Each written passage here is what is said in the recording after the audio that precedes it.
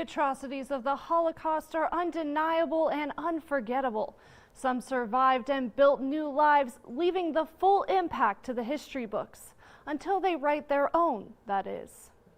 For 50 years, Andrew Lazlo Sr. didn't tell a soul about the horrors he experienced in the Holocaust, swearing after he survived he would keep those memories to himself while he raised his family in a new world and new era. However, on the 50th anniversary of the day he first set foot in America, Lazlo gave his family his story. He mailed a memoir of his life to his family across the country, including his son living here in Billings. My first reaction was shock. I had no idea. He had gone through so much, and I had looked at pictures all my life and dismissed them, and now I realized I could have been looking at my father.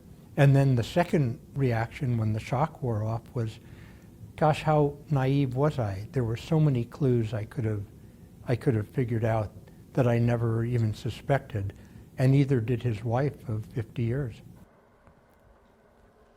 Lazlo learned about his father's life in Hungary before World War II, his imprisonment in a concentration camp at the age of 18, and his sheer determination to survive. Though Lazlo Sr. felt his story was just a footnote in history, the family now feels it is time to share his story with others.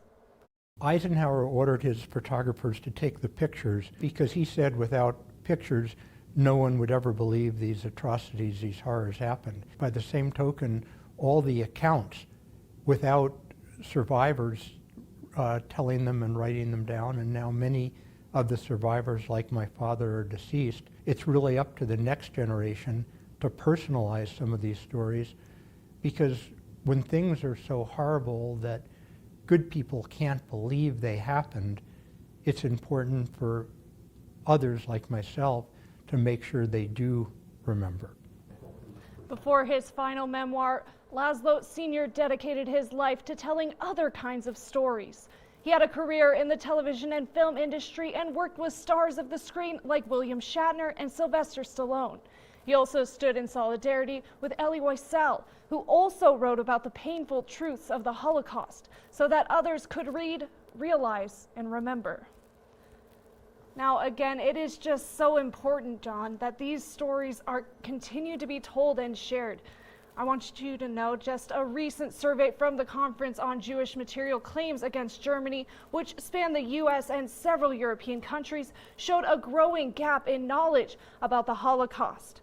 The survey especially shows that younger people between the ages of 18 to 29 seemed the most unaware of these historic and world-changing events. Remarkable is just, I mean, it's remarkable, and for 50 years. He kept this secret. Did you get any indication as to why he would keep those types of stories from his own family? Again, it sounded, from what I talked to his son, it sounded like he just wanted to move past it.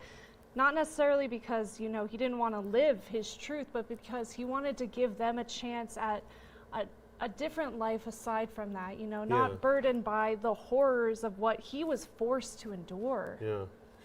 And the memoirs written here in this book, let's show the audience what we're looking at here. Footnote to History, From Hungary to America, the memoir of a Holocaust survivor by Andrew Lazlo. And these stories are so terribly important to continue to tell, as you heard from his son there.